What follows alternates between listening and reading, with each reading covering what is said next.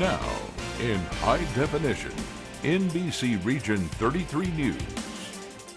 A happy Monday morning to you, everybody. I hope you had a wonderful 4th of July weekend. I'm Chris Tatum with your NBC Region 33 News Brief. The son of a blues legend who fought for years for control of his father's multi-million-dollar estate is dead this morning. But his death comes barely a year after he won his court battle against members of his own family. Walt Grayson picks up our story from there. Here's the one-sentence history of Robert Johnson. He was an early bluesman in the Mississippi Delta primarily, who influenced all the bluesmen who followed him, who in turn influenced R&B, rock and roll, and country music, which, over the last three-quarters of a century, has molded Western culture as we know it. Okay, it was a long sentence, but that's a hint at the significance of Robert Johnson. By and large, what you listen to on the radio today can be traced back to Robert Johnson's influence, either through Jimmy Rogers for country music or Elvis for rock and roll, and everybody from Ike Turner on up or down for R&B. I'm sure music purists knew about Robert Johnson all along. Here's where I first heard of him, in this set of his music released by Columbia Records in 1990. Now, Robert Johnson had a son, Claude Johnson of Hazelhurst, and Claude knew his daddy's name all of his life, but found out who Robert Johnson was about the time the rest of us did.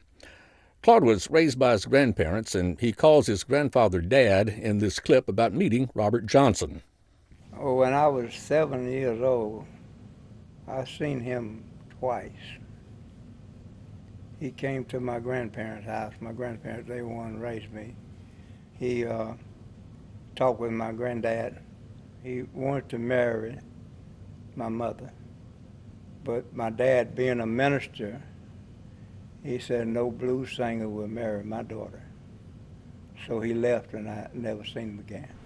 Claude grew up like the rest of us, not knowing the influence of Robert Johnson until Columbia Records was acquired by Sony. And Robert Johnson was hot then, so Sony came to Hazelhurst and searched the courthouse for any Robert Johnson heirs and found Claude. I was really surprised because I never knew that he was that famous. Claude's son Steve puts the revelation into family perspective. So when he found out and we found out who Robert Johnson was and the significance, it kept us humble, but at the same time it made us, real proud of our heritage. And Robert Johnson is a part of Mississippi's musical heritage, which you'll hear a lot more about over the coming year of Robert Johnson. This has been a WNBD NBC 33 News Brief.